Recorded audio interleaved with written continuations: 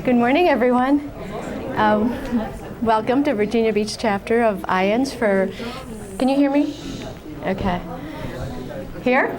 Is that better? Okay. Hi, my name's Elena Viata, and let's see, in the afternoon today, from 2:30 to 4:30, Nassos is going to be giving a workshop, and he's going to be talking about assessing the benefits of an NDE without having one. And he'll explain how you don't have to die to have an a similar experience to an NDE. He'll be talking about appreciating and understanding the insights of ancient Greek tradition. I'll give you an understanding of the dynamics and implications of the fact that the soul survives physical death. He's also going to be discussing the transformative experience of life between lives regression session, and also to discover the inherent self-healing ability of human beings and how to tune in with it. I have to hold the mic here. Notice how I talk. So, now I'd like to tell you a little bit about Nassos, and I hope I'm pronouncing it right. His full name is Athanasios Komianos. So we all call him Nassos. Really? Okay, Nassos is a certified hypnotherapist and also a certified regression therapist. And he is the president of the European Association for Regression Therapy. Now, he's going to be telling you about what he's talking about. I'll tell you a little bit about him. He was born in Kifisia, Athens, and in 1964, and in 1981 he came to the U.S. to study psychology at the University of Oklahoma, and it was there in 1983 that he had his first encounter and experience with hypnosis, and that really just totally fascinated him, and he lost interest in science, and then and not studying the psychic, and then he shifted over to sociology in his quest to understand more about social behavior, and he moved to Virginia Beach. In 1985, he graduated from Old Dominion University, which is right around the corner. In 1986, he returned to Greece, where he took over his family business, and he got familiar with the Silver Method and got trained and did more seminars and everything. And he's accredited by the National Guild of Hypnosis. And he's just got a fountain of information. He's a fascinating speaker, and I welcome Nassos. Give a big round of applause. Okay, let's make it. Here, let me give you this. Thank you very much. It's nice seeing you again. I don't need that. I will try to make my voice as loud as possible so that you can hear me, because the speakers are not doing a good work here. So before I forget, last year I was talking about regression therapy and what I'm doing. This year I'm not going to speak like that, and I'm not going to speak as a president of the European Association for Regression Therapy, which actually now is Earth Association. These two things are in the bookstore, my book and our DVD. They are next doors, whomever is interested, okay? Don't forget to take them. But I'm not going to talk about such a thing today. What I'm going to talk about is something absolutely fascinating that has... Jeff, I want you to close the lights. Yes, turn off the lights so you can see them. You cannot hear me? Can you hear me now? Okay. I will try to... Yep. I will try to be as vocal as possible so that you can hear me well. I prefer that than having a microphone on my... Can you all see the slides? Yes. Okay. So I will talk to you about a phenomenon that is absolutely rare. It has never occurred in any paranormal, parapsychological literature. You have never heard of such a thing before. And the reason that you have not heard that thing before is because it was written only in Greece, in Greek, and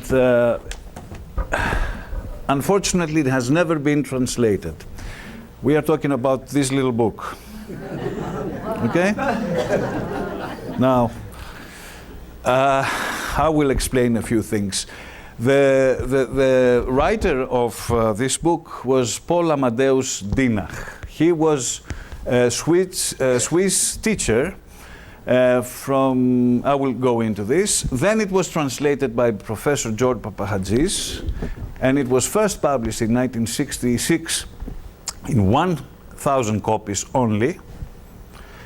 And the second edition was in 1979, another 1,000 copies, and the third edition was in 2001, another 1,000 copies. So actually, it is only read by a few people, only in Greece, very few intellectuals. So nobody has ever heard this story before, and it's the first time it is actually presented in the English language. And I think the choice of the Edgar Cayce area here and was great, so that it will be presented where Edgar Cayce used to have his visions. So you have to wear your seat belts, okay? And it's going to be a bit strange history. But before that, I have to make a parenthesis. You know, I have to make a few criticisms about New Age futurology and how much energy and money has been spent on, you know, the end of the world, eschatology, the Third World War, 1999, the millennium, 2012, the Maya calendar, and the end of the world is approaching. Now we have a new thing. In 2036, Apophis is coming, and it's going to fall on the earth, and there we go all. So we love that thing, you know. How much money has been spent? Have you ever thought how much money has been spent on this? It is unbelievable. So now, some smart people of the New Age movement so that, well, probably the end is not, the world is not coming to an end, but there will be a shift in consciousness. Everything is going to change. Did you see anything changing after the 2012? No, I didn't see anything changing. I didn't see any sensitivity anywhere. But as you will see in the book, it will take us 14 centuries. But there is going to be a shift in consciousness. But wait till you see. Before I proceed, before I go to the story, I have to read you something out of the father of American psychology. This guy was a very wise Harvard professor. Round about the accredited and orderly facts of every science, there ever floats a sort of dust cloud of exceptional observations, of occurrences minute and irregular and seldom met with, which it always proves more easy to ignore than to attend to. Anyone will renovate his science who will steadily look after the irregular phenomena. And when the science is renewed, its new formulas often have more of the voice of exceptions in them than of what was supposed to be the rules. So please keep that in mind. It is very important. Is there anybody a physicist here? Mathematician? Okay, there you are. Well, I'm not going to really talk about that, but I'm just going to pose a few questions here. This is the paradox of time. Okay? So I'm just asking some questions. Is time an illusion? Yes. Do all things manifest contemporarily? That's a question.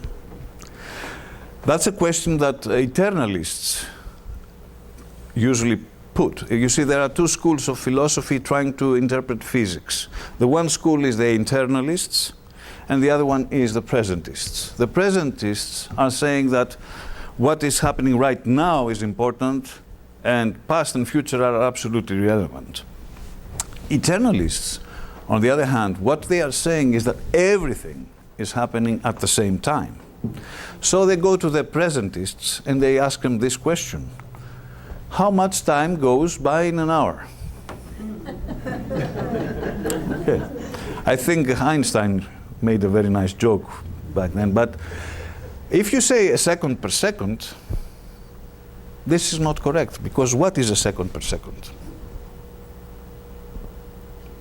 You see, there is an oxymoron there, a contradiction there. So the eternalists, what they say is this: future events are as immutably fixed and impossible to change as past events. These are thoughts just to keep in mind before we start the presentation. Now, of course, there are cracks in time, okay? And we have seen clairvoyants and prophets throughout history, from the Iliad and Odyssey and the Bible and the Quran. The Apocalypse is all a vision of some vision of the future, but it's not always accurate. You know, not all of these prophets and all these clairvoyants were always accurate. They were sometimes accurate, sometimes not. Most of the times they were vague. The oracles of Delphi also. I will talk that on the second part, okay, at 2:30. So now in modern times we have Nostradamus. He made a few good guesses when he was alive. Okay? Swedenborg, Emanuel Swedenborg, Jacob Lobrer in Germany, Edgar Cayce here in America, Therese Neumann back in Germany. All these people had the ability to open the space-time and look through it and get some pictures and bring them back to us. Now, what are the parapsychological attitudes, okay? What parapsychology studies are common ESP phenomena, like, for instance, telepathy, the direct communication of one mind with another mind. I think of George, and then I go out the door, and there is George. After 6 months I hadn't seen him, and all of a sudden I'm thinking about George, and there he is. Clairvoyance, the ability to take information from the environment and pass it through your organism and bring it out. Remote viewing, the intentional clairvoyance, sending my awareness somewhere, targeting my awareness somewhere else, and getting the information from that place. Precognition, that's now a break in Yasu Petra, a break in consciousness. Psychokinesis, the ability to move things, the mind over matter, okay? And we have very rare phenomena, parapsychological, like bilocation. Empedocles and Pythagoras and Apollonius of Tyana were seen at the same time in different places and doing things. We have the Vardgård phenomenon. This is a Norwegian word which talks about the double, the etheric double that comes in the place before you come. It's an announcing apparition, actually. It's a very well-known phenomenon in Norway.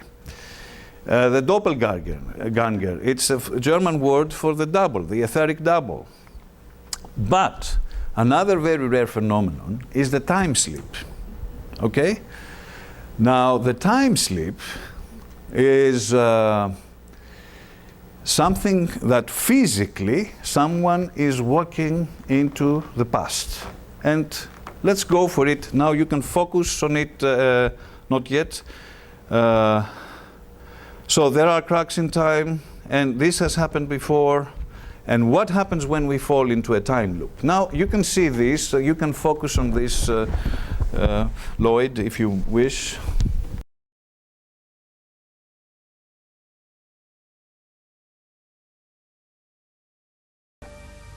But first, have you ever checked your watch and found you've lost a whole chunk of time? or tried to find a place you remembered only to discover it doesn't exist? Well, tonight we have a story of 3 families who were convinced that for a few hours they travelled back in time. Paranormal investigators have a name for this. They call it time slip.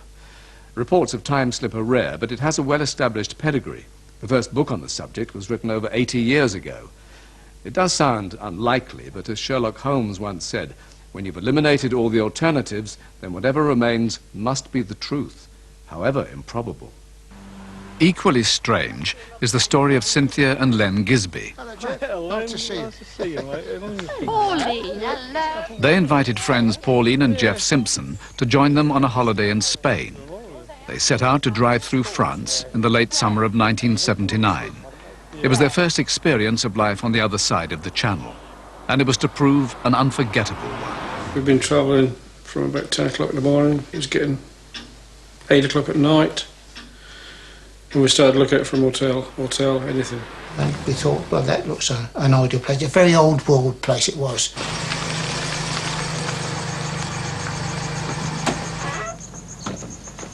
Hey, what have we got here? Oh, isn't this quaint? This'll do nicely. I'll get the luggage. Ah, bonjour, monsieur, dame. Je peux vous aider?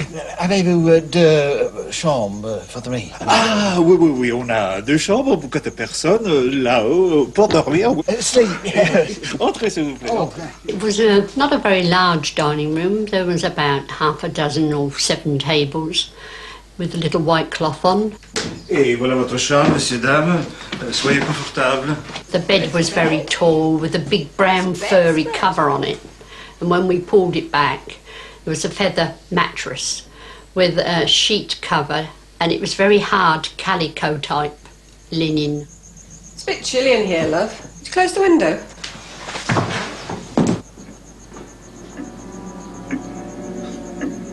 Sid, you're not going to believe this. There's no glass in the window. What? There weren't just one opening in the wall. There were no glass in the windows at all. All you would do was 2 shutters you pulled in from the outside. That meal was formidable. You won't find food like that on a motorway service station. No, that's true. Oh, cutlery like this. Yeah. Maybe it was made locally. And the beer? I've never tasted anything like it before. Still, I couldn't let it go to waste now, could I? We just thought it was old rural France and had a laugh at it all. We thought it was all part and parcel of the holiday, quite funny. We did enjoy it, but we did enjoy the food though, didn't we? Yeah, we did. It was Really lovely. good. And we were so hungry. Sid! Come in, Pauline, love.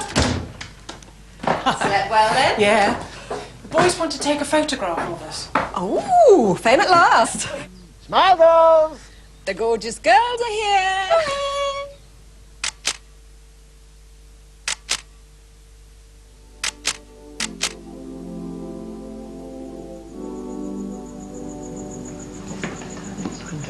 Bonjour, Albert. While we were at breakfast, these 2 gendarmes came in. The thing that puzzled me more than anything was the uniforms of the gendarmes. I've never seen uniforms like that at all. I think they must have been regular customers coming in for their cognac and coffee in the mornings. While we were having breakfast, a woman came in with a mauve dress on. She looked as though she'd been to a dance, very old-fashioned type. They just said they'd been to an all-night party. She looked very old-fashioned. OK, Jeff, if you take the bags out, I'll pay the bill. The bill, how much? Payez, s'il vous plaît. Un instant, un instant. Pardon. I asked the policeman if there was a road or another exit onto the autoroute. Autoroute? Qu'est-ce que c'est l'autoroute?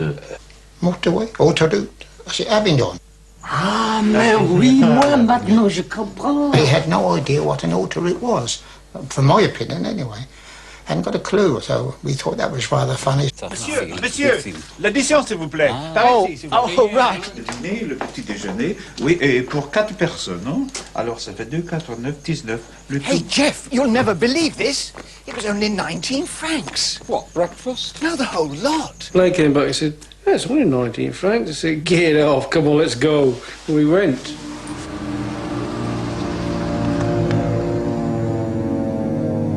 They were so impressed by the hotel, they decided to stay there again on the way back to England. Are you sure you're on the right road? I'm sure it was down this road. We turned right at the bridge. It was a right road, there's no doubt about it. Not in my mind, it was a right road. We went backwards and forwards 4 times and we couldn't find it. I'm positive it was here. Come on, let's go. We gave up after about 4 manoeuvres up and down the road. The next one cost us 247 francs for just a sandwich and a night. The next surprise came back in England when the two couples had their photos developed. I just don't understand it, Jeff. Those photos we took at the hotel, they haven't come out. Here, take a look. They were the last shots before we went to Spain, weren't they? Yeah.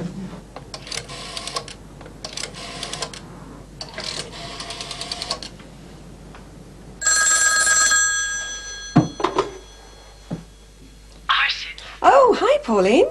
We've just got our holiday photos back. Oh, good. Could you check something for me? You definitely took those photos, didn't you? Of course I did. I knew I'd taken a photograph and I'd seen Len take 2 photographs. I knew I should have had it on the roll of film that was developed. It wasn't there. You'll never guess. The strangest thing has happened. When Len's never come out, I was really surprised, shocked. It was as though we hadn't taken them at all. Just weren't there, and there was no signs of them having been there. The shock of the missing photographs spurred the Gisbys to carry out their own research. They discovered the gendarme's uniform and the dress worn by the woman dated from the 1900s. It's almost as if the two couples had travelled back in time. But why did no one comment on their car? And how did they pay the bill with modern money? With the modern currency, he accepted it. And that was it. I mean, it's always puzzled me. Strangely enough, bed, breakfast and evening meal for 4 would have cost just 19 francs at the turn of the century. And Len Gisby, for one, is willing to believe the impossible. The only thing I could think of with all the dates corresponding is that we went into a time lapse. We went back in time. Cynthia and Len and Pauline and Jeff did return to France a few years ago to search for the rustic hotel where they'd seen 2 policemen in their antiquated uniforms, and in the end they found the right road. But all the trees were much taller than they remembered, and tantalizingly, where the hotel had stood, they found the crumbling ruins of an old building. None of the locals could remember if it had ever been a hotel, but they did say the building next door had once been the village police station around the turn of the century.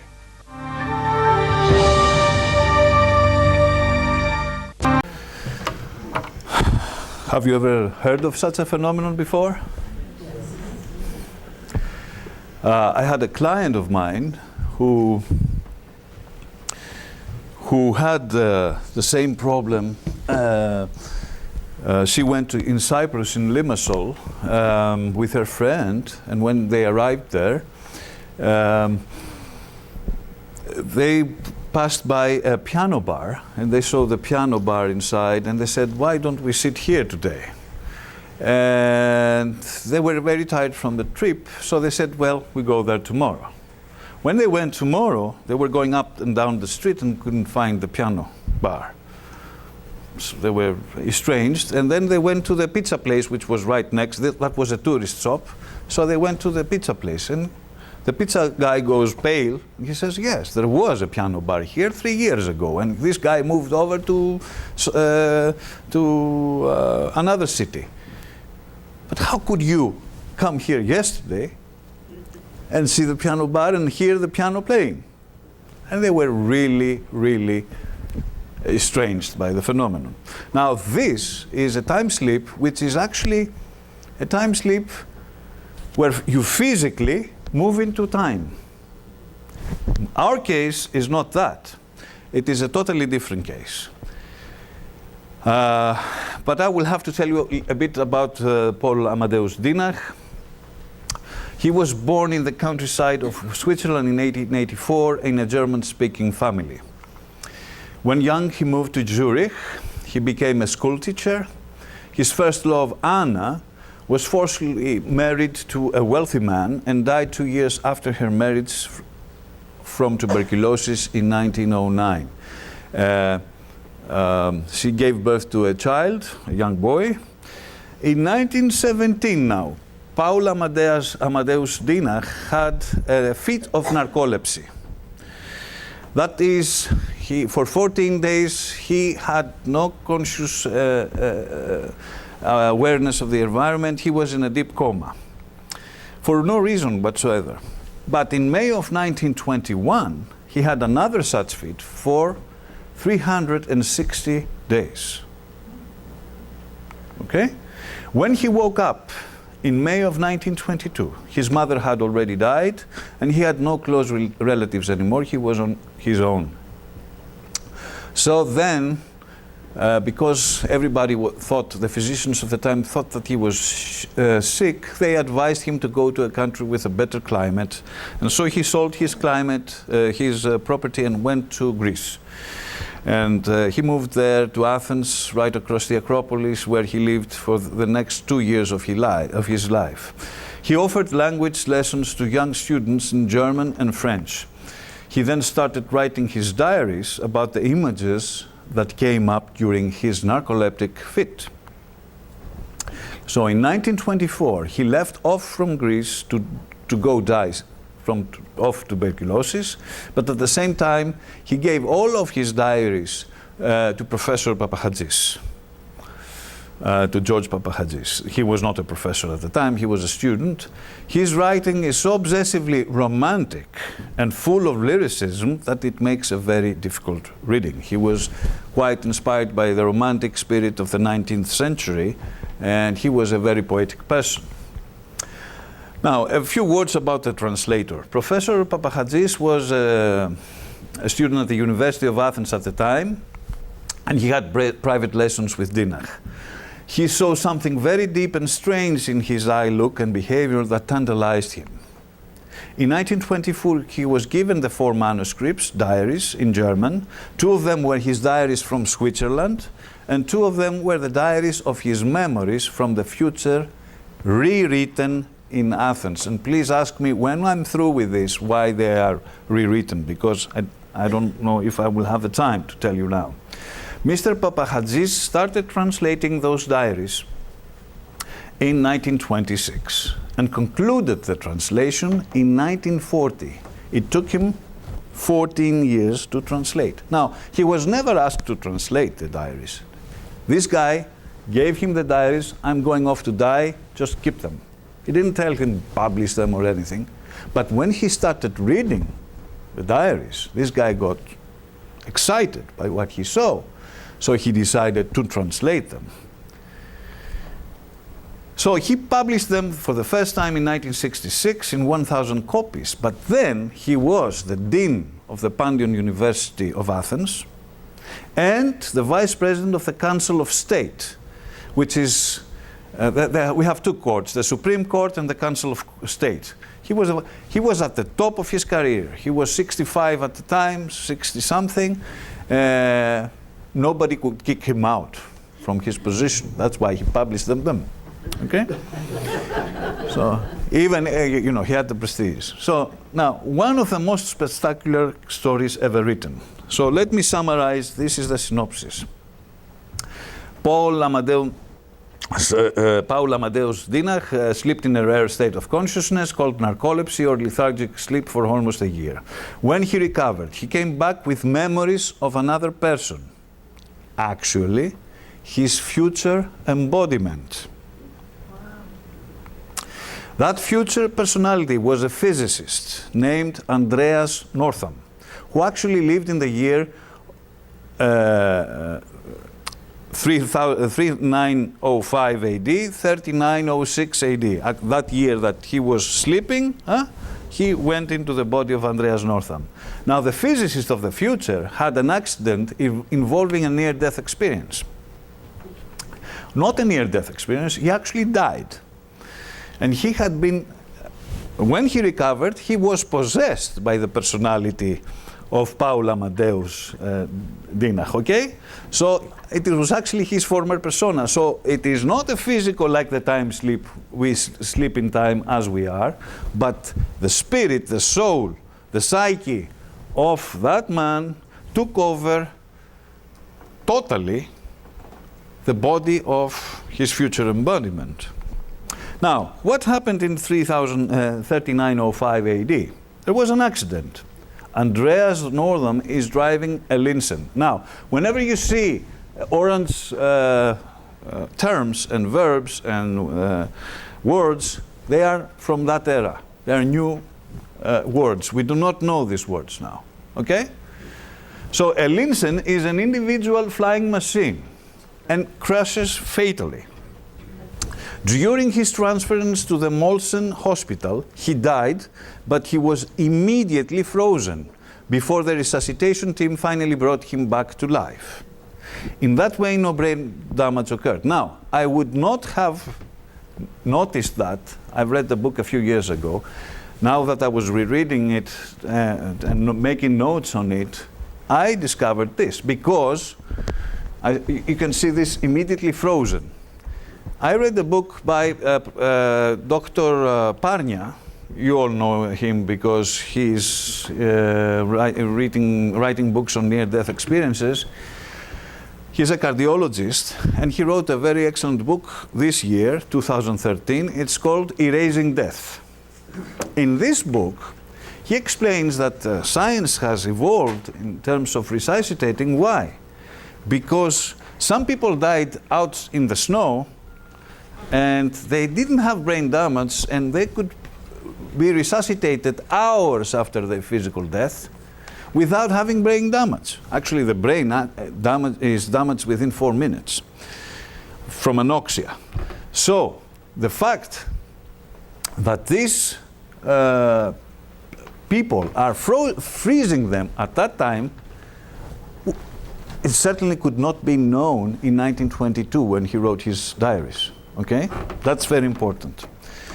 So let's go back. He's taken to the Molson Hospital in northern Italy, and then he sensed himself when he woke up in an alien and unknown environment. What he looks around is totally strange for him.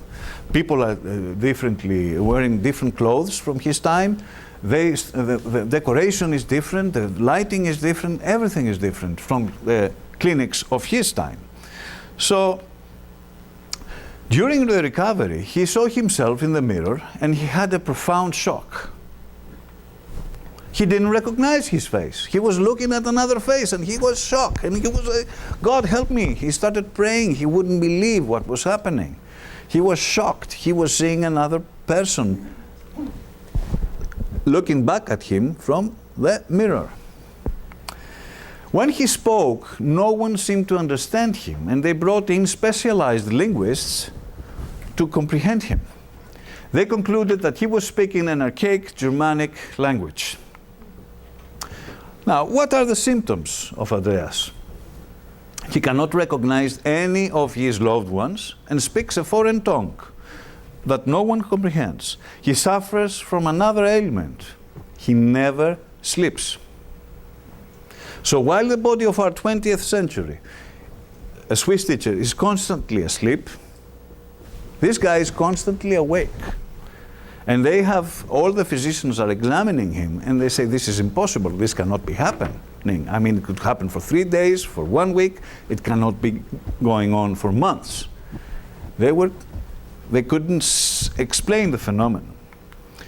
The physicians of the future examine him thoroughly, but I cannot explain, and they think it's a consequence of his 15-minute death. They assume it is a rare, also his speaking, they assume it is a very a rare form of xenoglossy. For those of you who do not know what xenoglossy is, it is the ability to speak a foreign language without ever being taught about it. And it is one of the strong evidence we have about the reincarnation hypothesis, when we have people, when we hypnotize them and we see that they are speaking a foreign language, and we can prove that they never were taught about this language. Anyway, now he's recovering, okay? And his good friends are brought in, but he recognizes none. Stefan, his best friend from early childhood, is nothing but a stranger for him. Dr. Geyer, his professor and mentor from childhood, is also not recognized. When they cannot understand what he is talking about, they ask him to write down his thoughts. Stefan recognizes that this is not Andreas's handwriting. So after his physical recovery, he is taken to a resort in northern Italy near the lake Como. It's still called Como by Stefan and Geyer. There they realize, these guys, that this man is indeed a personality from the 20th century, and they try to teach him what has happened in those 20 centuries. The Regenswaage. Regenswaage are special three-dimensional holographic chambers that are usually used as the basic means of teaching history. Also, there were analogous book versions for home use and handicapped persons. Now, Regenswaage are the last names of the inventors of this technology. And he describes a scene, and they go to a dark theater inside and they sit, and when they sit, they get seated, suddenly everything goes dark, and it's like a planetarium, we would say today, and they see all kinds of things developing around them. They can even smell what is happening. Sounds and everything is so realistic. And actually he saw there the French Revolution of 1789.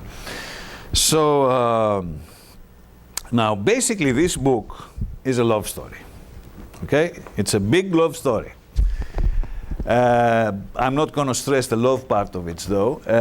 In essence, it is his love with Anna. The last time he met her in their secret place, close by their village, very close to a lake, they exchanged promises for eternal love and dedication. Never do that to your girlfriend or to your boyfriend. You may get in trouble, I tell you. Don't do it. So, Anna was forcibly, as we know, married without her consent to a wealthy man and died at a very young age. But when Dienach met Sylvia, Andreas Northam, girlfriend, in the 40th century, he immediately recognized her as being his reincarnated Anna. Immediately he fell in love with her. Okay? When he looked in her eyes, even though they looked different, of course, he immediately fell in love with her.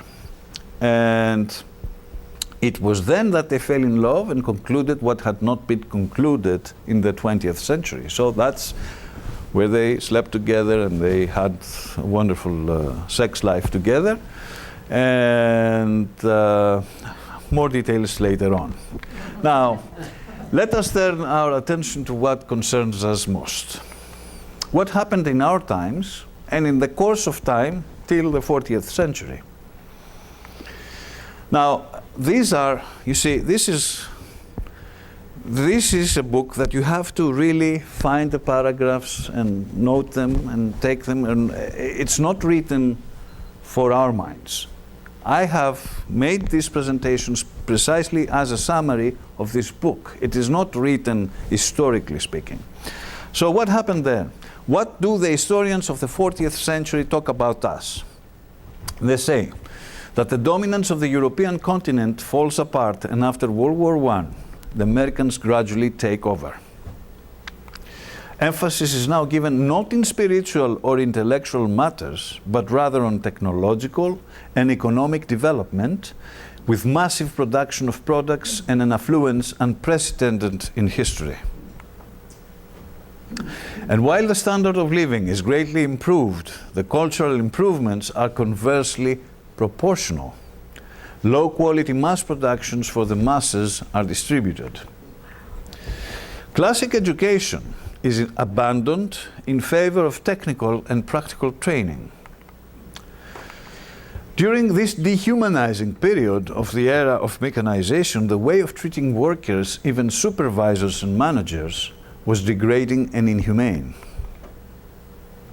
These people were always under pressure, in a real frenzy, led some people to psychic and mental disease that even led to suicide. I just have to remind you what happened in Shanghai a few years ago when the people who were making iPhones couldn't handle the pressure and they started jumping out of the windows of the skyscraper. What did the smart golden boys do? They put net all over the place. I mean, they didn't change anything. They just put nets. Yes.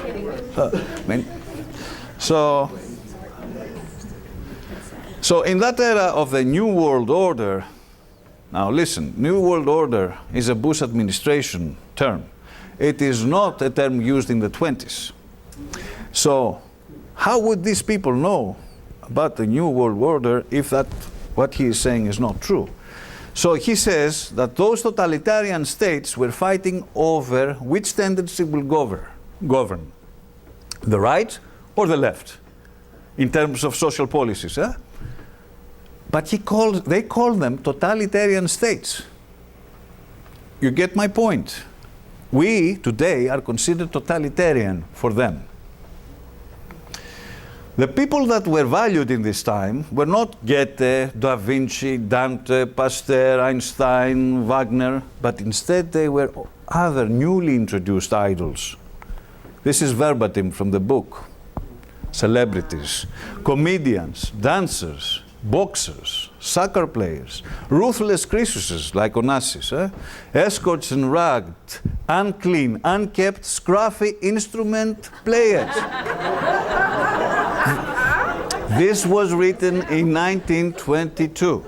Don't forget. How could this man have written such a thing? Predicted the rock movement and the heavy metal and all this.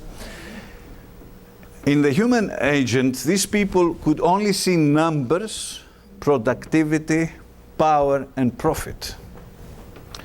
And that was the reason, you will see later on what happened. Their view of the world was anthropocentric, geocentric, and had no value for the other living creatures. Yes. Now, these are just synopsises, okay? Now, if you have a camera, please, you have to take this a picture. Not yet. Wait till I will tell you when the slide is through. In 2204 AD, humans managed to migrate on Mars. Now, who the hell would have thought of such a prospect in 1922?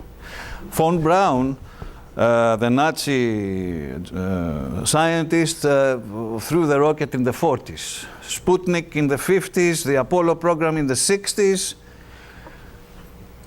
In 22, how would anyone even consider the idea of a colony in Mars? Now, in 2204, humans managed to migrate on Mars.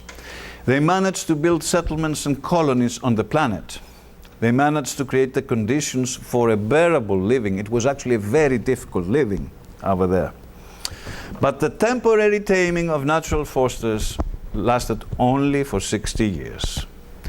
In 2265 AD, a terrible physical disaster took place that lasted for months and killed 20 million people. Only a few hundred made it back to Earth to share the story. Now, please take a picture, print it, make a frame, and give it to your grandchildren. And ask them to give it to their grandchildren. It's only 8 generations away. On Mars? Unfortunately, this is the first concrete date we have in this book, because he is generalizing. So please take a picture of this, print it out for your grandchildren and their grandchildren and their grandchildren. Never go to Mars. Okay? Okay. Now, of course, we have been talking about this thing, but we really don't take it seriously, do we?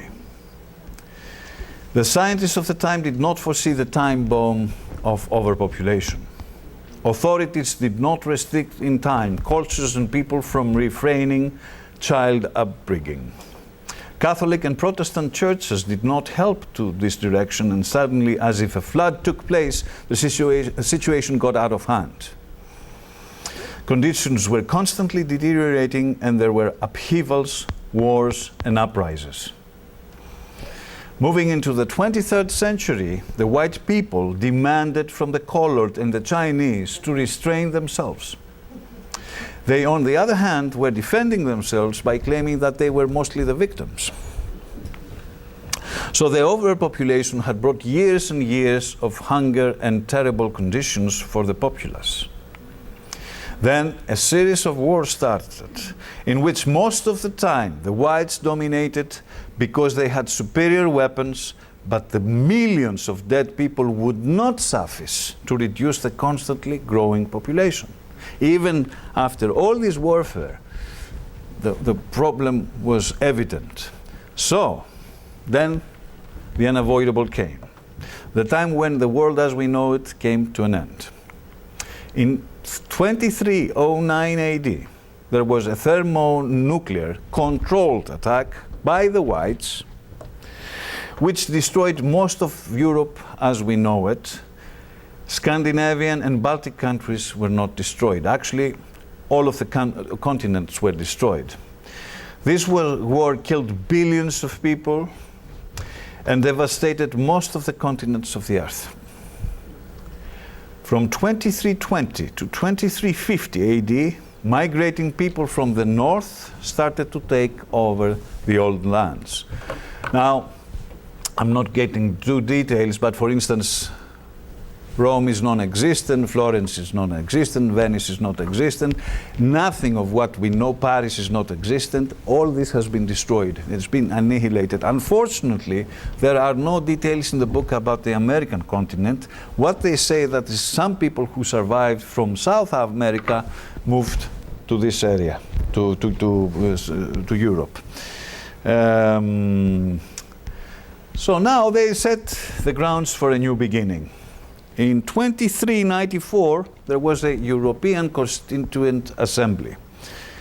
The next year, it was a worldwide Constituent Assembly. And the next year after that, it was the establishment of the world, the global Rechtsstaat, which means a commonwealth with law and order. They thought that the years that preceded them were barbarian. They denounced that era. They thought it is barbarian. They called it prehistoric, and they denounced the calendar, and they changed the new calendar now, and 2396 becomes year one for them. Okay? So they end the prehistory, and they begin the new calendar. Prehistoric times are considered barbaric because their civilization was based on greed, profit, and private property. Never again, till the 40th century, there will be private property or profit for anyone. So this is quite anti-American, I guess, but you have to listen to it. If this is true or not, I do not know. Time will show. Now, responsible for this shift in perspective is a charismatic political leader called John Tering. We don't know him. We don't know who he is. He will probably be there at the time. His vision to terminate human conflict and set the grounds for a peaceful era is finally becoming true. The era now is called Pax Ecumenica Teringa, and the language spoken hereafter throughout the globe is a mixture of Anglo-Saxon and Scandinavian. So the people who actually managed to survive this terrible disaster, they mixed together and a new language came out of it. So, excuse me. So, this is the end of part one. And we can either take a 4-minute break to visit the toilet or get some glass of water or whatever, or we keep on going, whatever you want. Keep on going? Okay. So, let's go. Now, we said, okay, let's, first of all, do you have any questions up to here? I mean, did you... What about the diary? You said to remind you, is it too soon or? Okay, let me remind you about that before we go on. The diary. What about the diary? Okay, when Papahadzis translated the documents, okay, he had them in an apartment in Athens, but at that time, in 1944, the Germans occupied Greece, the Nazis, okay? But they started losing the war, so they started evacuating Athens, and so the guerrillas were coming behind them and shooting at them, killing them as they were retreating. So because there was a turmoil, he took a bag and he put the translations inside, but he did not put inside the original German documents. Okay? So now the guerrillas go into the house, and they see these documents there, and they see that they are in German, and they thought that this guy is cooperating with the Germans. So they take off all the original diaries. That's why we have no other, it's only available in Greek, because the original German document was taken by the guerrillas, and we never know what had happened. And also I said, remind me that they are rewritten. Okay, why did I say that? Because Dienach, when he took over the body of Northam in the future, he was keeping a diary there. So it's actually written, the first time this diary was written in the future. And now, when he woke up, he rewrote the whole diary in Athens. You get it?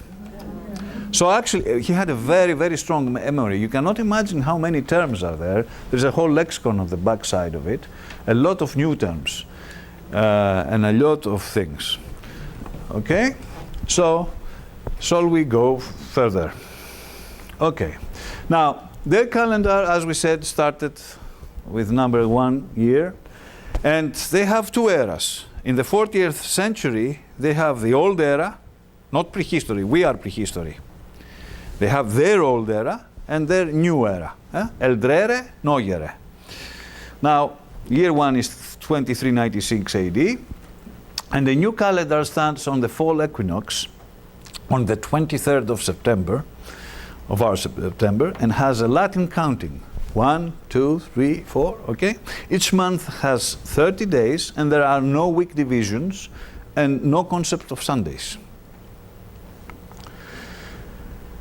At 498 now, the movement of the 200 and the building of the Rosendahl. The Rosendahl is their capital. Somewhere located in southeastern Europe. Okay? Now, it seems from reading this book that it must be the area of Greece, because that's southeastern Europe actually. It's the final peninsula of Europe. And the fact that he mentions that when he crosses some cities have the Greek names that they have today as well. So it seems that it must be somewhere there. But he actually does not specify that.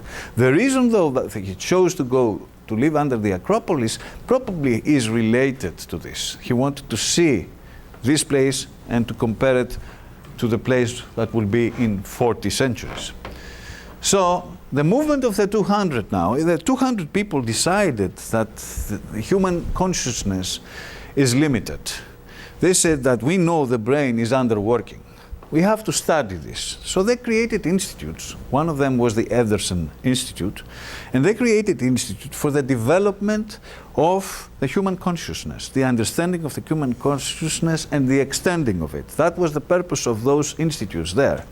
So what they did is they went and meditated for hours. They were actually non-socializing, you know, they were out of the community, let's say, and they were there doing this. And they took them a lot of years to develop these abilities. But they were meditating, praying, and so on. You will see in a while. So in 1986, that is very important date for them, the breakthrough comes. That is the shift in consciousness. That all these guys were writing about 2012, well, it's going to be 3382. I tell them, okay, they're a few years back.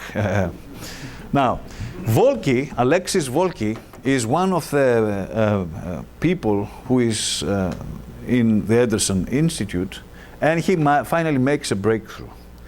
And he develops the overseen sans. That's how it's called in that time in the future.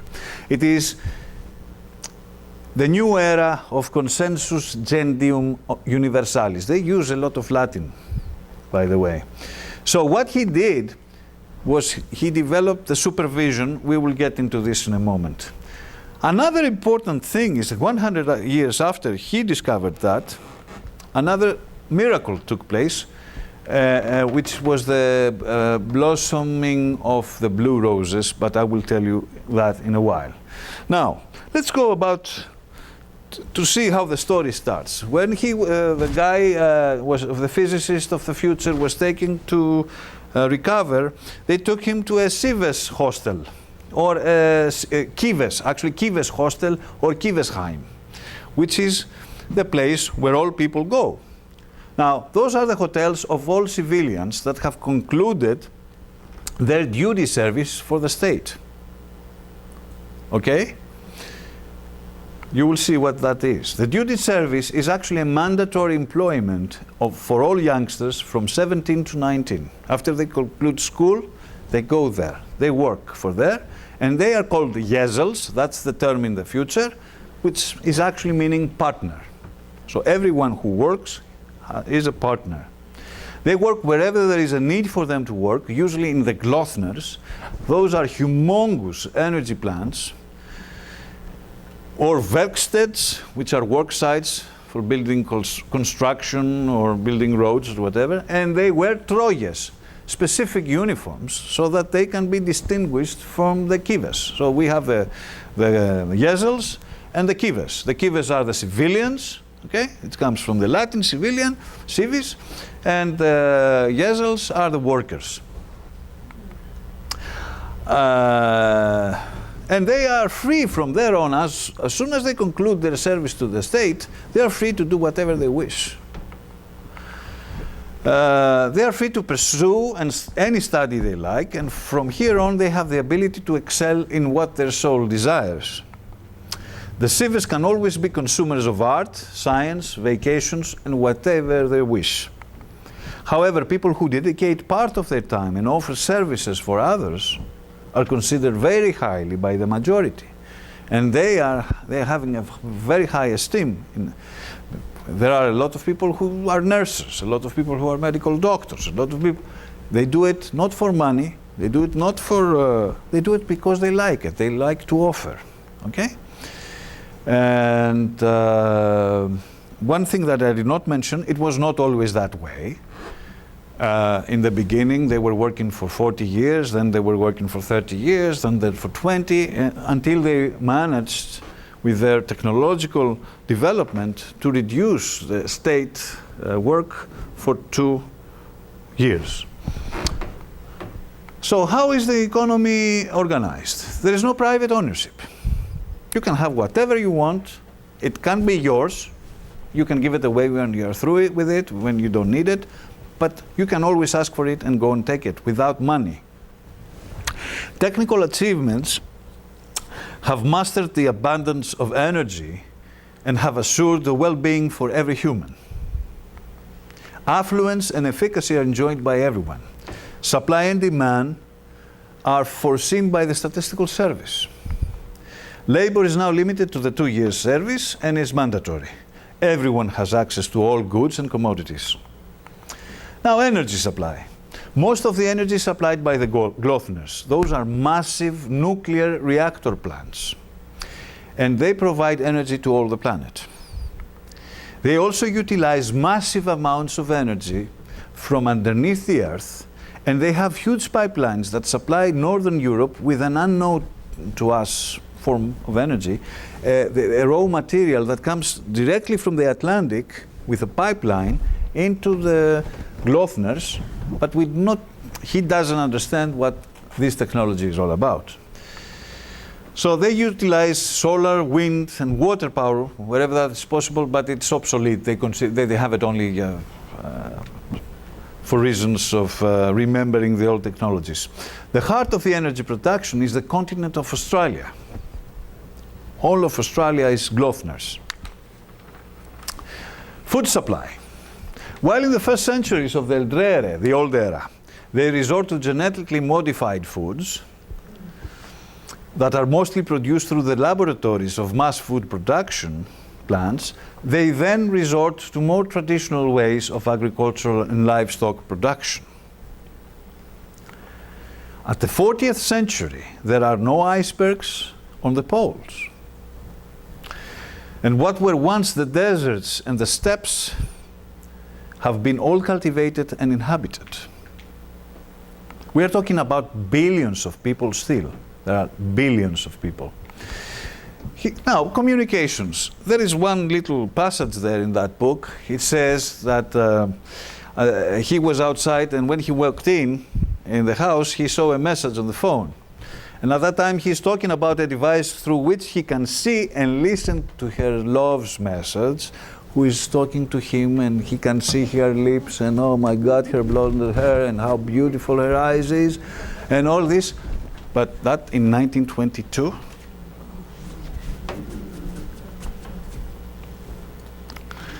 Transportation. The safest, fast, and main way of transportation is done through the air. Linsons are the small vehicles, air vehicles for short distances. Dunners are huge, cigar-like planes with no wings, that not only host thousands of passengers and cargo, but they're Linsons as well. And they fly extremely fast from continent to continent, and they have entertainment centers in them as well.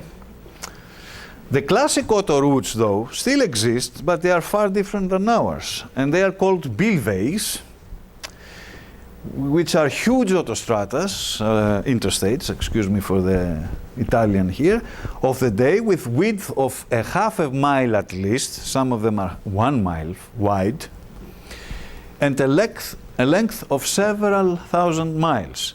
He is talking about a road who starts from Portugal and goes all the way to Siberia.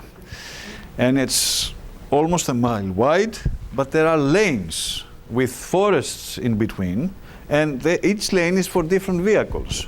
So the rayoses, the big ones, he said that the big ones are like if you would take a skyscraper from New York and bring it down, and you could put it on a truck, that's how big the rayoses are. They're whole cities that are moving intercontinentally, okay? And they are moved by traction. On the contrary, velos are very small, two-wheeled vehicles like the motorbikes we do have today. And they actually fly over the road with magnetic energy. Have any of you seen the movie Thrive on YouTube? Please note it down. The technology is still here. It is here. It is the oil companies that they don't want to use this technology. So if you see that movie, you will realize how good this guy is in reality, actually. So let's see about the social structure and control. Now, Redstad, as we said, is the universal commonwealth. Riksdag is a representative collective assembly where they talk about their problems of production and what is going on, and they look after production. There are no political and judicial institutions, believe it or not, no lawyers. Yes. And no politicians. No authoritarian power exists in the form of the government as we know it. No delinquency, deviant behavior, or criminal acts are witnessed. it seems that social control has been achieved through internalization of certain principles. So socialization must have been effective. How about social stratification? Well, the highest, these people actually, what they have is, excuse me, the top are the Lorfes, officials who are intellectual and spiritual leaders. They are given huge estates, beautiful villas. That's their privilege as compared to the others who have smaller houses. Electes, they are lower against intellectual spiritual leaders. The Tiltes, the Presteskab. The Presteskab are the priests and the clergy. They are also considered highly. Then there are the office partners. Those are the people who do the work in offices. You know, they control the statistics and look after whatever is going on. And then is the Parvenus. The Parvenus is the last ones, the Kives that do not engage in altruistic services. If you finish with your mandatory service, you can enjoy life. You can have children, you can travel all the time, you can enjoy restaurants, but you do not engage in any altruistic endeavor, then you are considered a Parvenus. It's not such a great... I mean, those people who offer themselves altruistically are the ones that are higher in the social ladder. Now, let's go to religion. People are free to exercise their religious feelings. Temples of most religions are built everywhere. Everywhere. Wherever you go, you see temples. The funny thing is that there is also there are temples of ancient Greek, the Pantheon, you know, the 12 gods. I mean, they do have temples and people still go there. They have ancient Egyptian temples. Now, differentiations and variety do not matter for them because the scope of all these ancient religions was in essence the same. The need to quench the spiritual thirst after the discovery of Nibelwich, which I will talk about in a while. This is the new add-on ability of the human mind to extend itself, is clearly understood at the time. However, Christianity prevails. Even though now the Muslim religion is the fastest growing, I think, in terms of expansion, but at that time it seems that Christianity has prevailed everywhere because wherever he went, to all these big cities he went and visited, he saw hundreds of temples, Christian temples, and statues of Christ. So that means that it has prevailed. And however, it is not as we know it today. People at that time do not accept the editing that took place by the councils and the cutting of the scripts. Dogmas and denominational fractions have no place there. Faith is totally a personal matter and is expressed and experienced in a totally personal way. What has been kept is the essence of Christianity and the principles of brotherhood, love, altruism, forgiveness, mercy, and all these wonderful things. People very often gather and participate in mass services that take place very often. Actually, every day, when the sun rises and when the sun sets, they turn to the sun and they sing hymns out to, you know, to thank for that they are there and for the goods they have and all this. Every day you see, and you hear the bells of the churches ringing, and they have liturgies every day. Now from religion to sex. Okay, that's quite a landing. Marriage as we know it today is non-existent. Youngsters are strongly discouraged to have any sexual encounter before they conclude their duty to the service, to the state, okay, their mandatory work.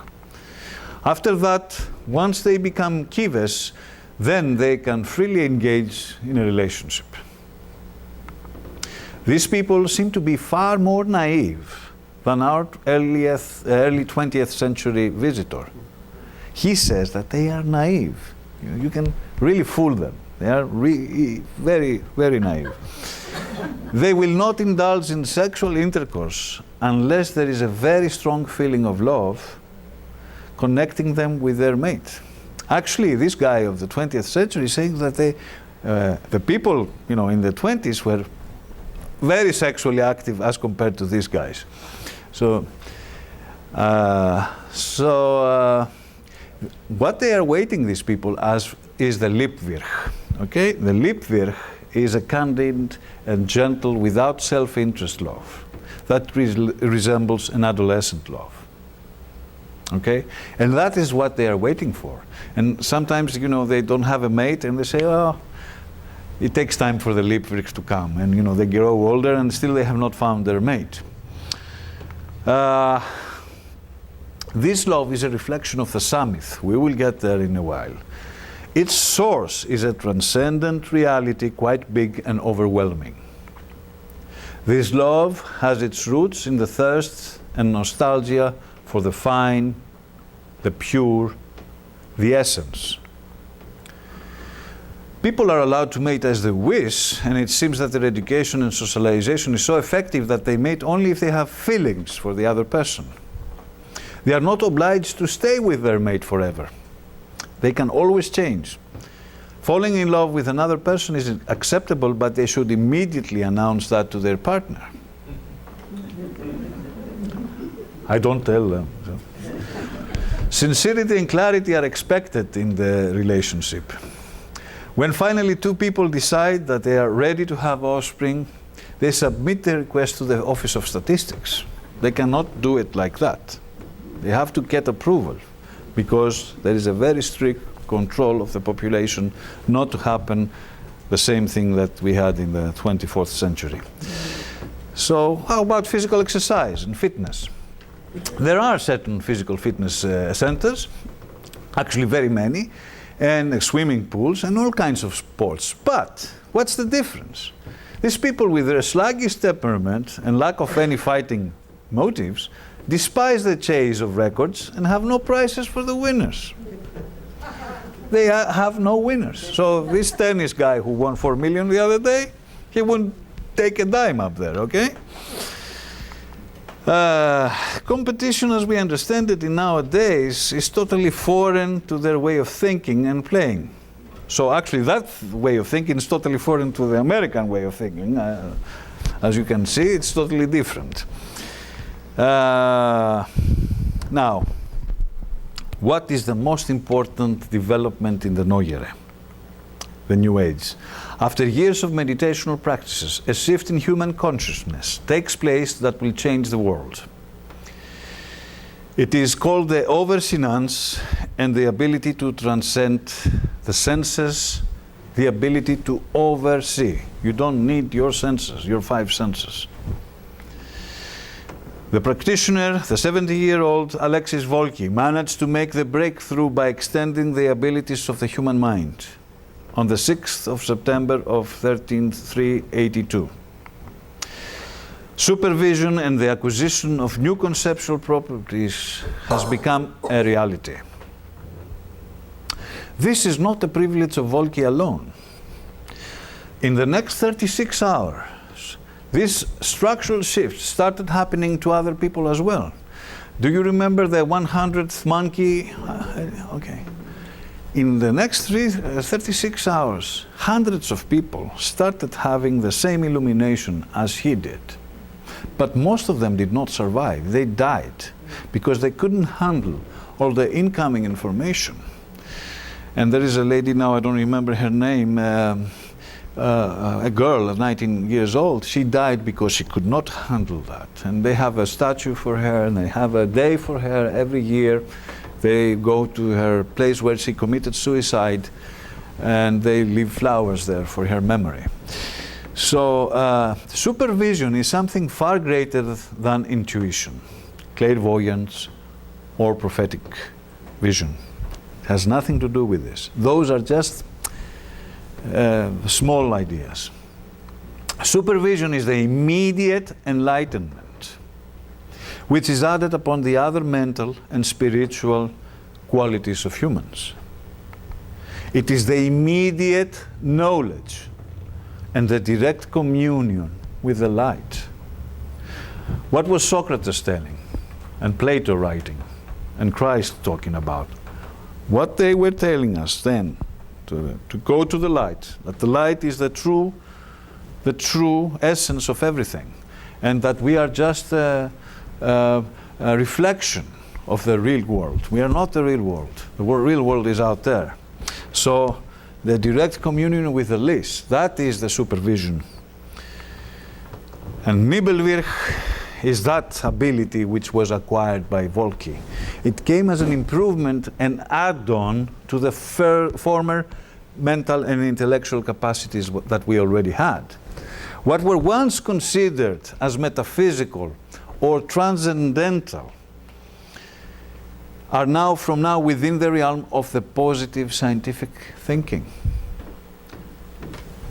Skeptic.com finito, out of order, error 404. They go out of business. Yes, finally. It will take a long time. You see, it will take more than 16 centuries to get rid of them. Reuswirch. Reuswirch is an ineffable happiness of supreme level, because these people, when they come into touch with this supreme reality, they have what the near-death experiences have. They cannot translate it here into this physical matter. They cannot share their experience with this down-to-earth world.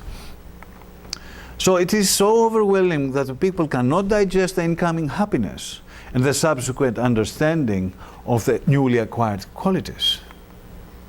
In extreme cases, it leads to self-destructive behavior. And a lot of people, they said, why waste time here? Huh? I mean, the happiness is over there. Why waste? So let's go die.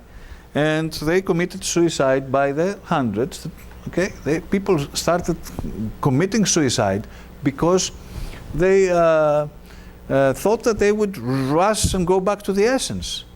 And actually, the skeptic.com found a way to attack to the Ederson Institute and say, you are doing nonsense and this is not working and you are killing people beforehand. And they had to restrain this movement and to break it down. So this fundamental transformation was actually had biological and anatomical changes in the brain. That could be seen now, that there was a clear anatomical change. So this is the end of Homo sapiens sapiens as we know it. From now on, a new form of humans will be dominating the globe, and they will be called Hominis occidentalis novis in plural, or Homo occidentalis novus in singular. This is the new species of our ascendants. Okay? Now, but what is that people glimpsed at which the help of the supervision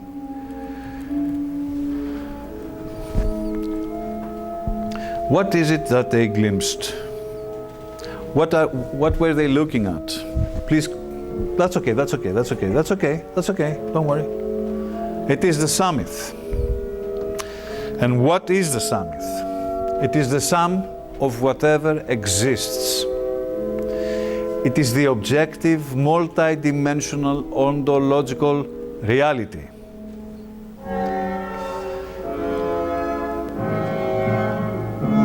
Its essence is non-penetratable by our senses, our mental capacities and logic. It is the great reality that through Nibelwirch people now know for certain its existence. This knowledge was enough to ease the metaphysical quest for humans for spiritual salvation. What was once metaphysical or transcendental is now fitting into place. It is within the puzzle. Within the samith, one can find, within the samith, one can find the afterlife rewards for virtue.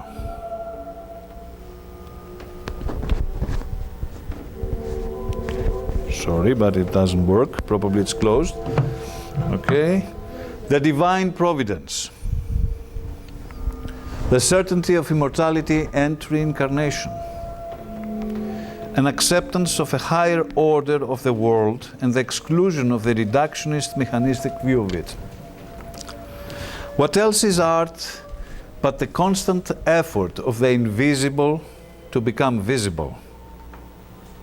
That is the essence of art, is to take what is unseen and break it down here. But how indeed could a painter depict what he saw up there? Or a sculptor, how could he chiseled on marble a statue that he has seen up there? The architecture, all these arts are boosting at that time. They are boosting. The music is far more beautiful than what we are listening to. The poetry is still wonderful, and philosophy is still very, very strong and flourishing. Theater plays everywhere, and museums everywhere, and art exhibitions everywhere, and dancing, and arenas, but not in the modern sense. Whole colonies are built around the earth. We have a lot of colonies around the globe. Like we have now, today we have spaceships, and they're going around the earth, the satellites. We have many of them, right then. A lot of people live above the earth. And those colonies are fully inhabited by a lot of people. So now some of the prominent figures of their time could be compared to prominent people of our time. You cannot listen.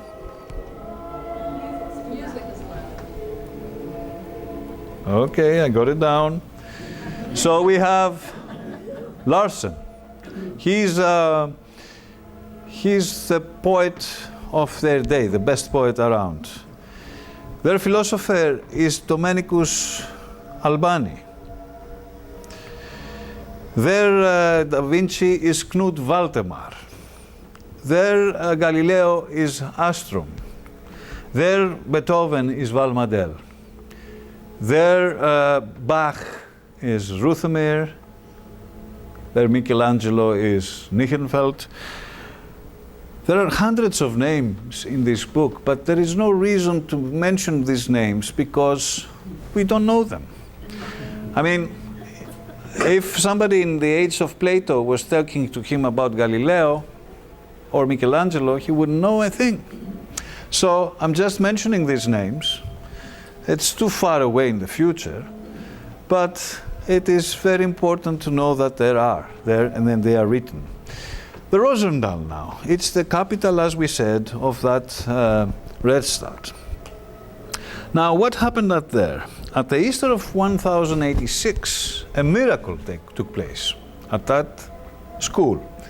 A 70-year-old gentleman named Kostia Rundulov had witnessed the miracle of seeing a new species of roses blossoming after 50 years of experimentation.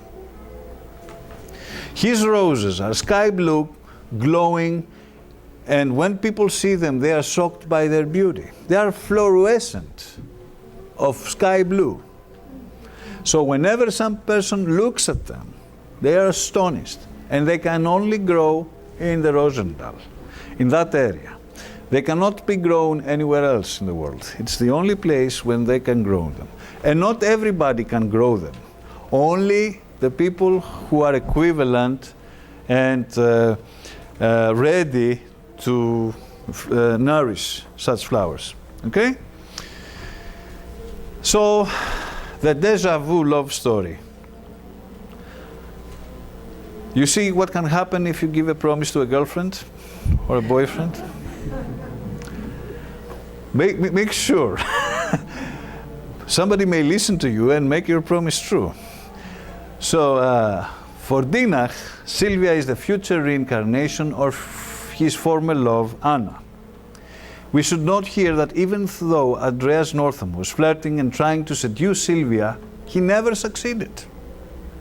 He was trying over and over again to seduce her, to make her his girlfriend, and she would never succumb. And then she yielded only when the body of Andreas Northam was taken over by the personality of Paul Dienach. Now, in the spring of 3906 AD, they fly into the Alps. And as they walk by there, they find themselves in the precise little spot that was their meeting place in the 20th century. At that point, he realizes that what has happened and understands that the promise had come true. So when he returns home, he writes his final page on the diary of this experience, and then his mind finally drifted into sleep after 360 days without sleep. And that's the end of our story. Okay? Thank you. Thank you very much. So we have about a quarter, so I can now ask, I am sure you're full of questions. Okay, Petra, yes, please. What happened when he woke up? He woke up in Switzerland in a clinic where he saw himself in the mirror and he recognized his body again. He woke up in Switzerland. Now we do not know when he woke up in Switzerland what happened to the other guy. We do not know. That's a parallel reality. And we do not know his diaries over there in the future, what happened to them. Did anybody publish them? Did he publish them?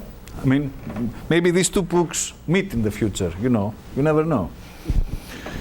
Hello, yes, please. Okay, this is starting of the future that you have up there and so forth. There's a book called Urantia. Anybody ever heard of Urantia? Yeah. If you read it thoroughly, as we try to do, a lot of the ideas that you talked about are in there. Really? I don't know of that book, yes. Thank you for sharing that. And it talks about a vast world of different worlds beyond this system, throughout the galaxy and other galaxies where there are things going on, just like you said. Mm-hmm. And 2038, and that's a book by Casey, that's a reading by Casey, 2038, now made into a book by John Van Oken, talks about changes in 2038 of changing consciousness, the idea of what's going on. Thank you for sharing.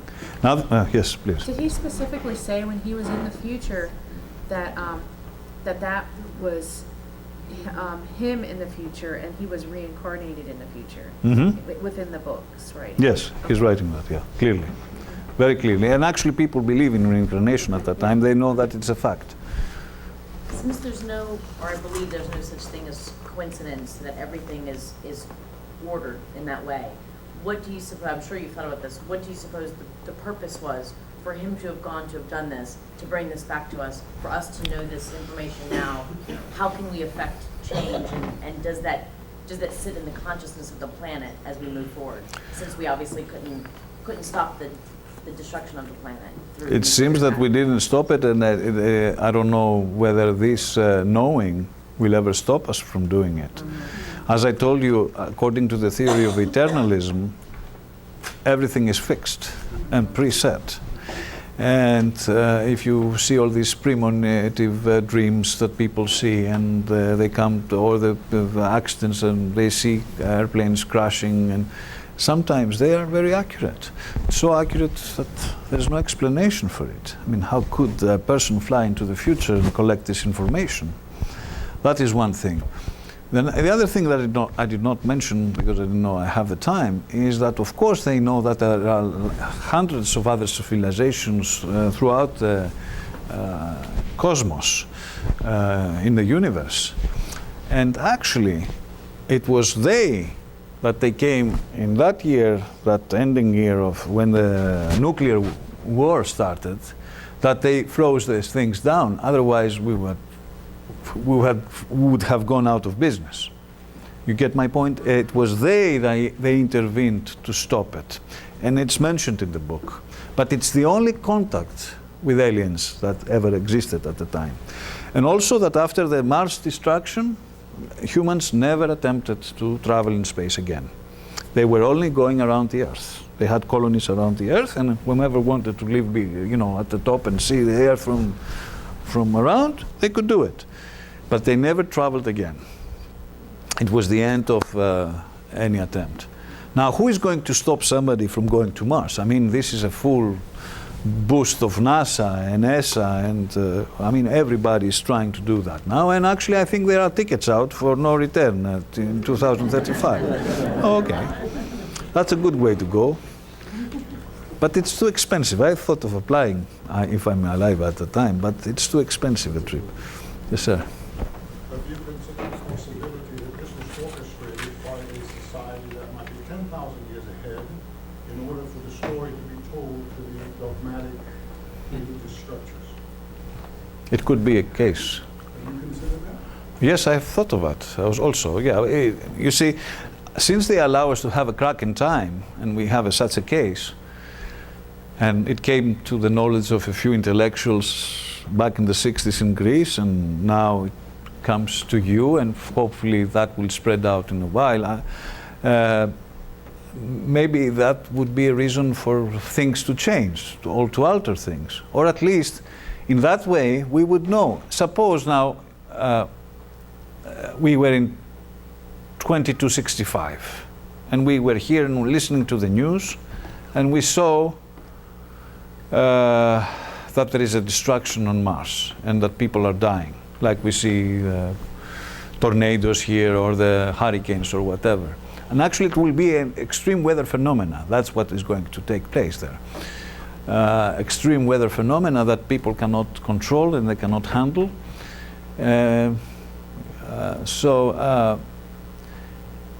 If we know that is true, then it seems that everything is running at the same time.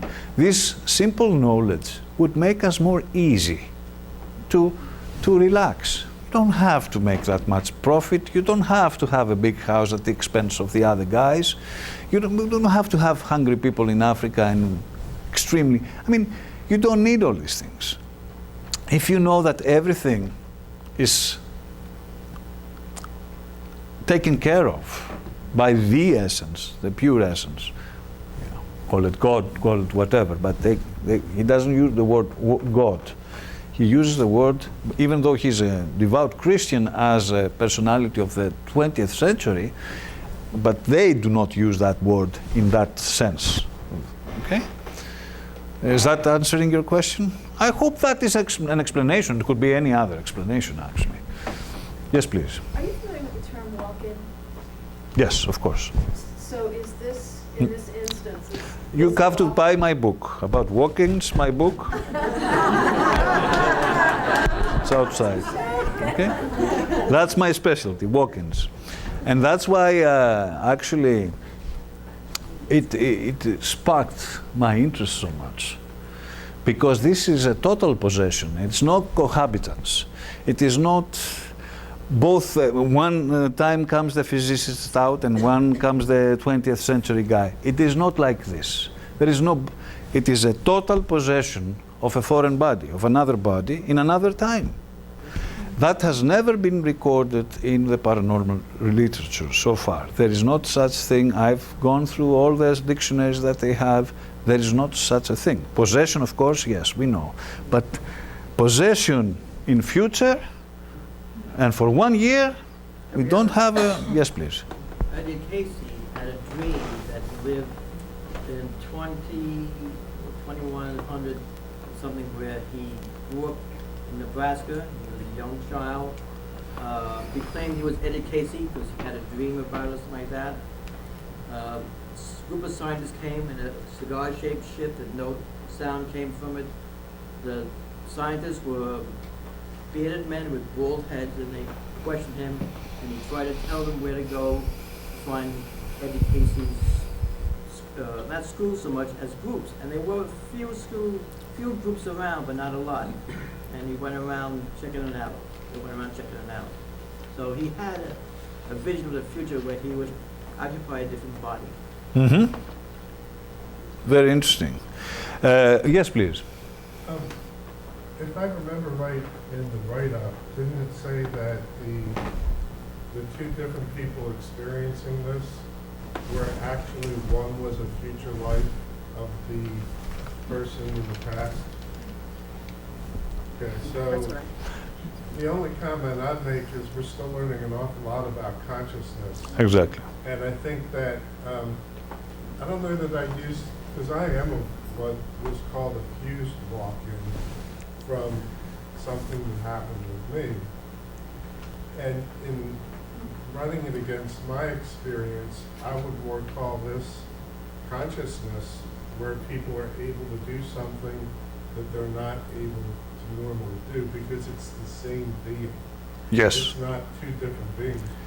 Walk-in, But I would normally associate being somebody that's not intimately connected into the same consciousness. Mm-hmm. But I do want to add something that I find interesting, because I believe in synchronicities, and certainly I allow that this could very much be true. And it's obviously a very cloudy day out, and I'm walking in, and I'm starting to see blue skies. And of course, you have the roses, which are sky blue. So, what blue skies, nothing but blue skies, nothing but blue skies. So just for what it's worth, I would take that as an interesting synchronicity that's very much in line with what you presented today, and I thank you for the entire presentation. Thank you for your comment. It was interesting indeed.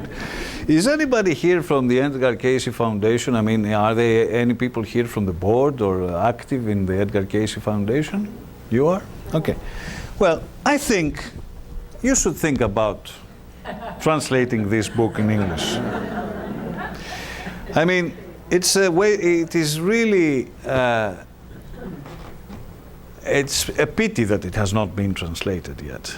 And if anyone would be interested from the bookstore here to do that, I know personally the publisher, so we could get to make a deal, because this has to be read. You know, giving you a summary, you're just counting on my good will, whatever. To, you know, it's not. When you read it, you will realize that this is absolutely real. And all the people who read it, even people, atheists, and people who do not believe that there is a spirit or a soul or whatever, they were in a state of shock. They could not, and they, of course, what did they say? They said, oh, this guy was very smart. He wrote up a very nice story. Okay, but he didn't publish it. He didn't ask for publication. He just gave it away because he was dying. And he said, take it, you can use them. Do whatever you want with them. There was no intention for publication at the time when that was written, because that guy could not comprehend what had happened to him. It was unbelievable what he witnessed. Another question? Do you have to wonder, because it makes it sound very fixed, like things are very fixed to happen and destined, that, and of course I believe there is destiny, but there's also, we make our destiny to a degree, that you can definitely change certain things or events that could possibly be in that book just by printing that book. In English, for instance, exactly. Who knows, it could survive all the way to his time. Yes. That's absolutely true. When we turn our consciousness into something, we alter it. They know now that in quantum physics in the laboratories, when they focus their attention to the experiment starts changing its behavior. So the object of the experiment is changing. And the subject so yes, indeed, if that was translated in English or in Chinese or whatever, it probably would alter some things. But that would be a thing to see. Because now the cockroaches are already on Mars. And the bacteria, they are already there. If that had been printed in English a while ago, maybe they had not gone there. Now they are there. And they will see, are they going to survive or not? I don't know. I'm not joking, that's true. Huh? So, yes, please. I wanted to add a story about your time slipping. Easily. The other story. Yeah. About 30 years ago, I read an article about a guy who took off in the afternoon. No one was around. He was flying a little Cessna. That's what he enjoyed doing. And at some point during his flight, there was a biplane that almost crashed into him. And he just thought it was a vintage biplane. And he was furious, though, because the guy in the biplane almost killed him. And he was able to get the numbers off the plane. And within a couple of days, he located the plane. And he went to the person's house who owned the plane. And he says, this can't have happened because come back to my barn. They had a big, huge barn, and the airplane was in there, and it was pretty obvious that the motor didn't work, and that it was full of dust, and it had been the guy's grandfather's airplane, who'd been dead. And the plane had been flown for years and years and years and years. And the guy who was in the Cessna was completely screwed up about the whole thing. He just couldn't understand what had happened. But that's another to add to your repertoire, because yes, remember that from that's long very ago. interesting, and I think thank you for sharing that. And please, if you have that article, I would like to have it because I'm collecting all this information. The most interesting story, and the oldest one we have, is in 1901. It's called An Adventure. A little booklet, was written by two scholars, British scholars, that went to the Versailles in Paris, and they went to Petit Trianon. And as they were walking in the gardens, suddenly they noticed that the costumes were different of the people who were working there, the gardeners, and they they saw Marie Antoinette with her custody, standing at a little place over there that they had a shade for the sun, and she was there sad. So I said, what is going on? And they went back and they said, let's go again tomorrow morning to see what's happening. That's really strange. But when they went the next day, everything was different. The garden was different, the people who were working there were different, there was not the shade over there, and they went crazy, and they went to the initial drawings, the drawings of the Versailles 120 years back, and there they found that indeed the gardens were made that way at that time. So they actually slipped in time. And they were masters at schools. I mean, they were schoolmasters, both of them. They were, I don't remember their names because they wrote with pseudonyms, but in the beginning, and then they told the story because they thought nobody will believe them, of course. It's a very nice little booklet, and if you write An Adventure, Versailles or Petit Trianon in the computer, you will find there is an article in Wikipedia. You will find about it, and then you can find the book and buy it. It's really an interesting read. So that's one old case, and there are that film had all other cases as well. But I didn't want to spend the time on this. I just wanted to tell you the possibility. All these sleep in times are to the past. I haven't heard anyone sleeping in the future so far. Physically, that is, walk in the future. I haven't seen that yet, but probably there is. Yes, please. This just reminded me of a personal experience I'd like to share. Yes, of course. I don't know exactly, help me see if it relates. Several years ago in meditation, I heard I was to take a journey, and I was very specific where I was to go, into another state, a state in the United States. And I would find a spiritual community there. It was so profound. Took time off from work, took my vacation, took a week and did this.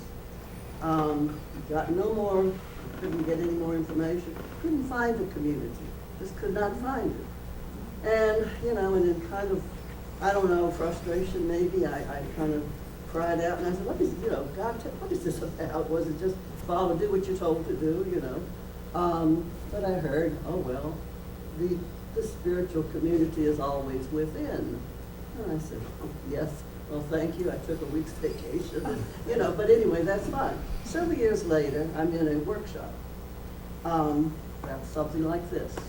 The speaker is saying that he and his wife, who used to live in California, received this message that they were to go to this certain place, this state, and they would find the right place to form their own spiritual community. Mm-hmm. You know the rest of the story. I'm sitting there with every hair standing up on my head, and I'm like afraid to ask, excuse me, where is that community? So, and that was it. That was it, and yes. we both kind of said, It was an allegoric way of getting the message, yes. What would that be? I mean, certainly some kind of, but what was it? A slippage in time? What was it? What was that? What was the experience? I would, actually, I would put it in the category of clairvoyance. You got a message, actually. It was not a slip of time. You did not physically go into a place. You got the message for that place. So actually it was clairvoyance, to my understanding, as I read the story. He was getting, I'm not sure, we were somewhere in the time frame, not exactly, but he was hearing that he was to go do that. What he finally said laughingly is, he says, you were just ahead of time, come back. Yeah, that's true. Yes, please. Two things. One, I know you do hypnosis, and I assume you do in between lives regression. Did the professor who had the regression of the new life, came into this life, and who gave his dose to the student, did they agree to that before they came into this life? And the second thing is, in Celestine prophecies, they say there are no accidental coincidences. Yeah. Let's agree on the second first, but I did not understand the question you posed, the first person. We had the person who came back and wrote his diary. Yes. Okay. He became a professor, and he gave the diary. No, he did not become a professor. He died. He gave it to the student of his, who became a professor, a law professor, actually. He was a commercial law and international.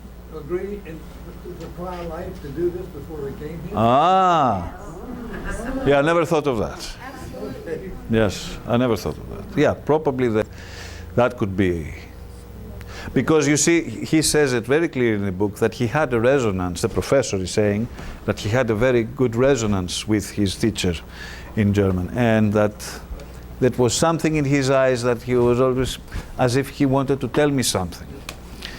Now, he mentions there, you see, a lot of things are mentioned there that are little details. He is watching the Acropolis, and there is a person who goes under the Acropolis, and he says, how would the Acropolis look in the future?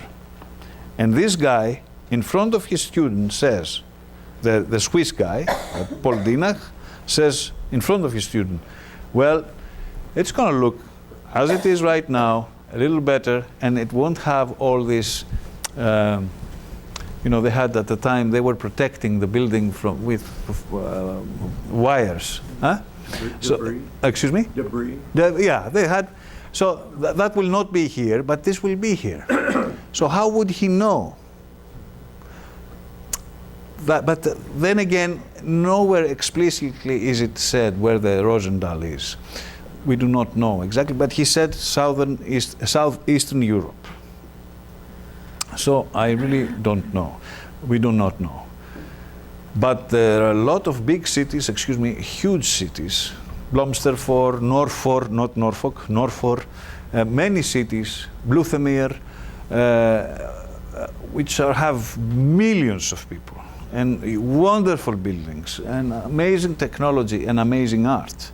And he's describing each city after other, but this is getting too much. I mean, how could I say that? Yes, please. Finally, I'm reading a book right now called Inferno. The guy who wrote the Da Vinci Code. Yes? Dan Brown. Yeah, in this book, he's talking about a genius in the book who develops biological stuff to give life expansion. But he realizes through the exponential growth of the population, that 10 to 20 years from now, we won't have a species on this earth because we'll overgrow the earth and we won't have food.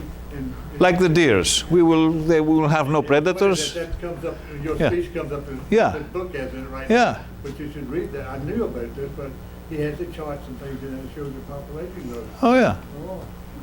Yeah, we can have one more question, and then we got to wrap it up. Any more questions? I just had I'd like to interject something. My, years of spiritual teachings, it's my understanding that on a soul level, before we ever come in, agreements are made about who your mother will be, who your father will be, who your children will be, et cetera, et cetera. So that, for that to be that scenario would not surprise me at all. Yep. Yep. So thank you very much. It was a pleasure to. Thank you. About consciousness that we have today are still there. And actually, when I said a joke with a skeptic calm and all this, it seems that the medical community still has this stance, this materialistic stance, in terms of consciousness. Alexis Volki made the transcendence. And from there on, they saw clearly that there were physical changes in the brain as well. Some parts of the brain became larger. So it was evident from there on that there was a change. But for a few years, they would not accept it. The medical community was not accepting that Volki made the breakthrough. I think it was about 60 years, 60 years after his death, that they finally accepted that this is happening. So the doctors, they wouldn't believe in this phenomenon, so they would constantly ask him for examination. So he had to fly in a Danner, that big airplane we were talking about, to go to the clinics, and all of them, they would interrogate him. And actually they were pressuring him very much because they said, you are acting out that you are not sleeping. There is no way you cannot be sleeping. How can you not be sleeping? But okay, I'm here, monitor me all day long. I'm not sleeping. They wouldn't get into the story, they wouldn't accept it. And of course they thought it was a fabrication, the whole thing, that he remembers that he's a personality from the 20th century, but he's actually living in a body of the 40th century. They thought it was a fabrication. And they thought it was a fabrication, and they would not accept it. They had a very hard time to accept that. Does the body change much over the time? Excuse me? Does the body shape and all change much? No. We are as exactly as we are now, but there is a small amount of change within the brain, okay? But it is visible by the means of their times. Probably they have better means than we do in terms of looking into the brain structure. Could you speak more about the man who achieved this breakthrough? Alexis Volki. How he did it? Alexis Volki. All these people, there were a lot of people, 200 people actually left 500 years before this breakthrough was done, 400 years before that. And they moved, let's say, to the side of the community. and they did not involve themselves in social situations at all. So what they did, they were praying and meditating all day long. They were using the techniques we now use, with, of course, a lot of extra appliances, so that they would make that breakthrough. They knew that the consciousness of the human brain is underworking. We all know that. We know that our human brain is actually working in the lowest forms it could. So they knew that they could develop more capacities because they were seeing all this.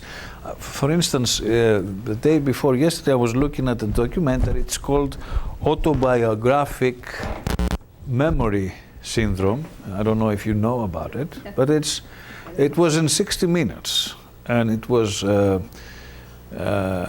in the 60 minutes, an older one, but it's a new phenomenon where a person remembers everything of all their life. Oh, yes. Everything. It was on 60 minutes, okay? Okay, what does that say to us? It is an exceptional experience. It is something that not all of us have. But these people are quite functional in every regard, okay? They live between us and they work and they have children and all these things.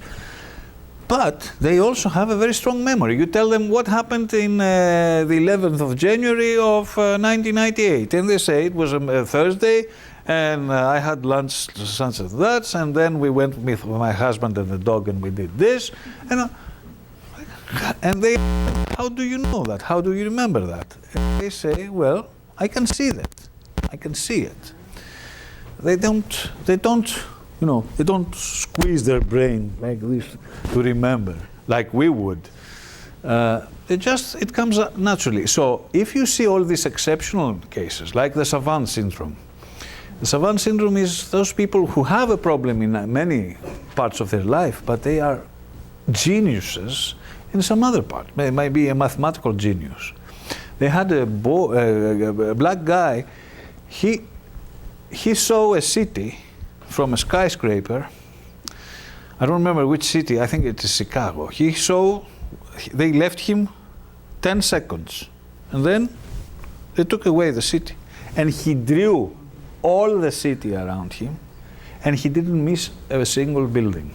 He took a snap picture, and he depicted it. Now, science cannot account for this phenomena. They don't know why this happened. So it means that our brain is underworking. So, are we ready, Jeff, to go on, or are we waiting?